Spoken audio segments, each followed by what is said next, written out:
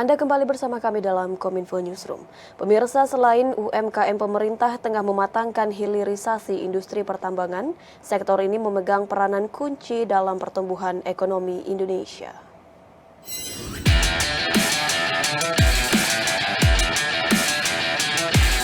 Presiden Joko Widodo pada pembukaan Investor Daily Summit 2022 yang dilaksanakan di Jakarta Convention Center menyebutkan, hilirisasi industri pertambangan menjadi kunci untuk kemajuan ekonomi Indonesia. Presiden menyebutkan kebijakan mengenai hilirisasi industri bagi perusahaan-perusahaan tambang yang sudah berjalan sejak beberapa tahun terakhir menunjukkan dampak yang baik bagi perekonomian nasional. Hingga saat ini, pemasukan terbesar negara terlihat pada kontribusi komoditas nikel, yakni mengalami peningkatan hingga 360 triliun rupiah yang sebelum memasuki tahapan hilirisasi hanya di angka 15 triliun rupiah dalam setahun. Presiden menekankan pentingnya kolaborasi UKM, pengusaha menengah, dan pengusaha besar agar sektor investasi hilirisasi semakin meningkat dan memberikan kontribusi bagi perekonomian Indonesia. Hilirisasi industri yang sudah kita mulai,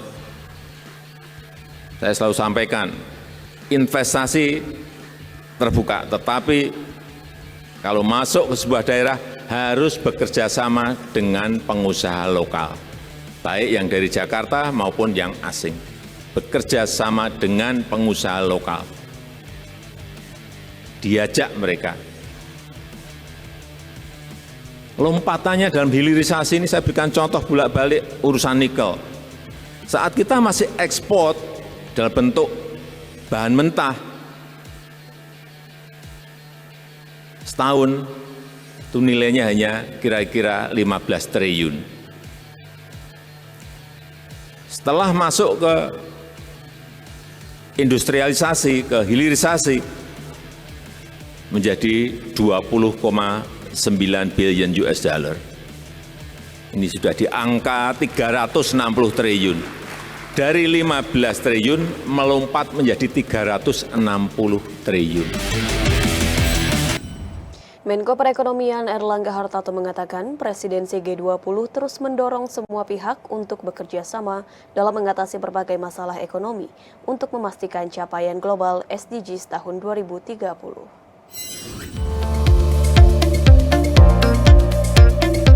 Presidensi G20 Indonesia telah berkomitmen menetapkan arah strategis dalam memastikan solusi bagi berbagai tantangan global.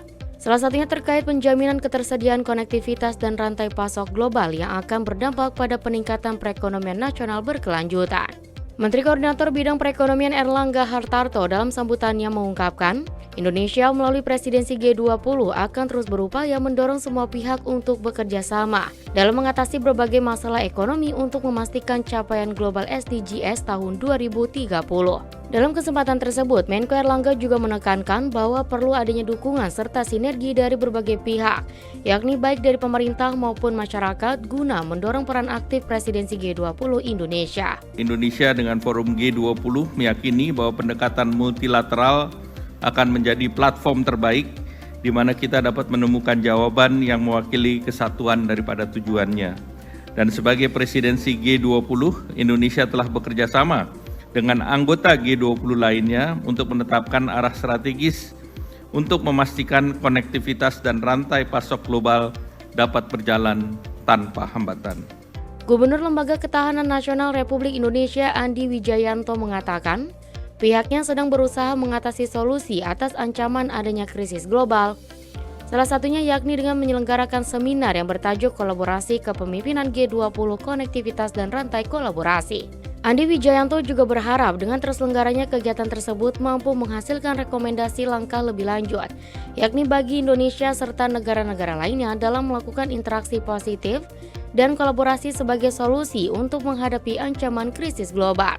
Bagaimana kita berinteraksi secara positif antar negara, mengandalkan pelibatan aktif, engagement, mengandalkan kolaborasi, sehingga moga-moga yang menjadi tema dari seminar nasional tentang G20 pagi ini, tentang konektivitas, tentang rantai pasok global, bisa menjadikan tawaran solusi untuk mencegah dunia masuk ke krisis yang lebih dalam.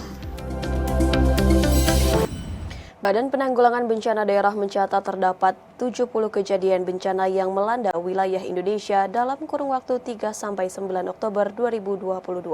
Atas peristiwa tersebut, BNPB telah berkoordinasi dengan daerah-daerah untuk siap siaga agar dapat menekan korban jiwa seminimal mungkin. Pelaksana tugas Kepala Pusat Data Informasi dan Komunikasi Kebencanaan BNPB, Abdul Muhari menyampaikan, terkait 70 kejadian bencana yang melanda wilayah Indonesia dalam kurun waktu 3-9 Oktober 2022.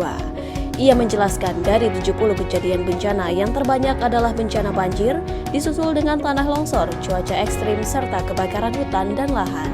Bencana banjir menjadi bencana yang paling banyak karena didorong oleh peningkatan intensitas curah hujan. Dalam periode ini, bencana banjir yang menyebabkan paling banyak korban jiwa yaitu sebanyak 4 jiwa meninggal dunia, 1 jiwa hilang, dan 4 jiwa luka-luka.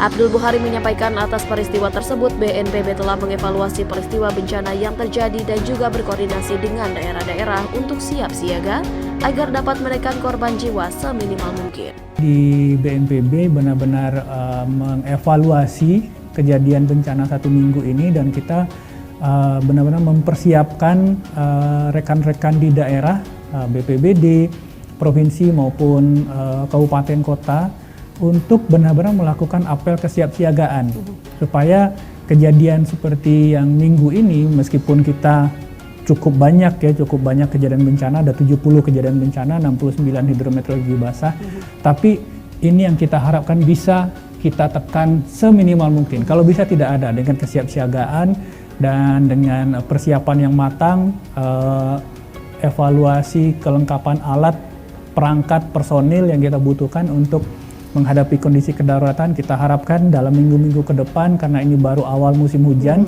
sampai nanti di bulan Februari, bulan Maret tahun depan kita benar-benar bisa menekan potensi korban jiwa.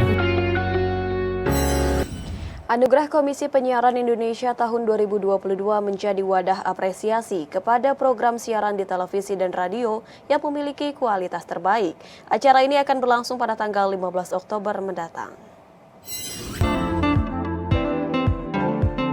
Pada tanggal 15 Oktober mendatang, Komisi Penyiaran Indonesia akan menggelar Anugerah KPI tahun 2022. Anugerah KPI merupakan apresiasi yang diberikan Komisi Penyiaran Indonesia kepada program siaran di televisi dan radio yang memiliki kualitas terbaik. Dalam penyelenggaraan Anugerah KPI yang ke-17 kalinya ini, Anugerah KPI 2022 mengangkat tema Bangkit Bersama Penyiaran Indonesia yang diturunkan dari tema Presidensi G20 Indonesia tahun 2022. Yakni Recover Together, Recover Stronger. Wakil Ketua KPI Pusat Mulyo Haji Purnomo berharap pada penyelenggaraan Anugerah KPI tahun 2022 ini, stasiun-stasiun televisi dari daerah bisa bersaing dengan stasiun televisi nasional dan yang nasional juga harus bisa bersaing secara global. Dan semoga para pelaku penyiaran di tanah air dapat menghadirkan program-program menarik yang dapat dilirik dan diakomodasi oleh stasiun televisi dunia. Kami sangat berharap dari daerah bisa bersaing ke nasional, yang sudah di nasional bisa bersaing secara global. Sebetulnya beberapa program televisi kami mendapat cerita ada yang sudah dilirik oleh NetGeo juga, kemudian juga Discovery. Nah, hal-hal seperti itulah yang sebetulnya kami sangat inginkan, munculnya program-program yang kemudian bisa diakomodir oleh televisi dunia. Sementara itu, Koordinator Bidang Pengawasan Isi Siaran KPI Pusat, Mimah Susanti menyampaikan bahwa penilaian dalam Anugerah KPI 2022 ini diberikan kepada program siaran yang ditayangkan sepanjang 1 Desember 2022 hingga 31 Agustus 2022. Dan kriteria penilaian yang ditetapkan sesuai dengan Undang-Undang Nomor 32 Tahun 2022 tentang penyiaran, kepatuhan terhadap pedoman perilaku penyiaran dan standar program siaran KPI tahun 2012, serta yang paling penting tidak pernah mendapatkan sanksi apapun dari Komisi Penyiaran Indonesia. Teman-teman sekalian, bahwa Komisi Penyiaran Indonesia melakukan penilaian untuk program siaran mulai dari 1 Desember 2021 sampai 31 Agustus 2022. Jadi penilaian untuk semua program siaran di sepanjang mulai dari 2001 sampai 2022.